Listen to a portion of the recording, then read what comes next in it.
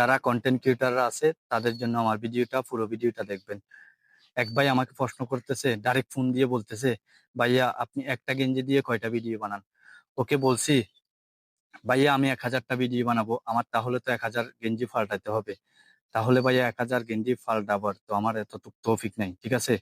তো অনেক আমার মতো অনেক বাইরা কন্টেন্ট ক্রিয়েটার আছে, অনেক বড় বড় কন্টেন্ট ক্রিয়েটাররা আছে, তারা তো 1000 2000 ভিডিও বানায়, ঠিক আছে?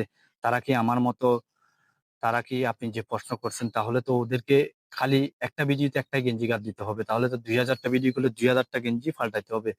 তো ভাইয়া আমাকে এক ভাইয়া প্রশ্ন করছে, মানে আমি একটা গেঞ্জি দিয়ে অনেকগুলা ভিডিও বানাচ্ছি, তো 4-5টা গেঞ্জি দিয়ে আমি ভিডিও বানাচ্ছি, তাহলে ওনার কথা, আমি যদি 100টা ভিডিও বানাই 100টা গেঞ্জি লাগবে, 500টা বানালে 500টা গেঞ্জি লাগবে।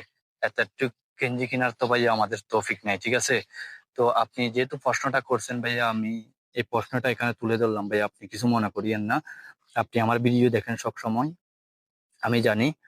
তো হতে পারে আপনি আমার চিন পরিচয় মানে হতে পারেন।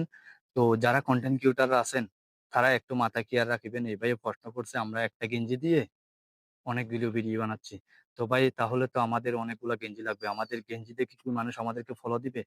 আমাদের পেজ দেখে, আমাদের চেহারা দেখে, আমাদের কন্টেন্ট দেখে ভালো, তাহলে আমাদেরকে মানুষ আমাদেরকে ফলো করবে। আমরা ভালো ভিডিও দিতে পারলেই তাহলে মানুষ আমাদেরকে ফলো দিবে। আমরা যদি ভালো কিছু করতে চাই, ভালো কিছু করি মানুষের জন্য, ভালো কিছু বলি মানুষের জন্য, ফেসবুকের জন্য, তাহলে মানুষ আমাদেরকে ফলো দিবে। আমাদের গেঞ্জি দেখে তো ফলো দিবে না। তো ভাইয়া আপনি কিছু মনে আনিয়েন না, এমনি ভিডিওটা তুলে ধরলাম। আপনি হয়তো আমার চিন পরিচয়ও হতে পারে না, আপনি এমনি তুলে ধরলাম, আপনি কিছু মনে করিয়েন না।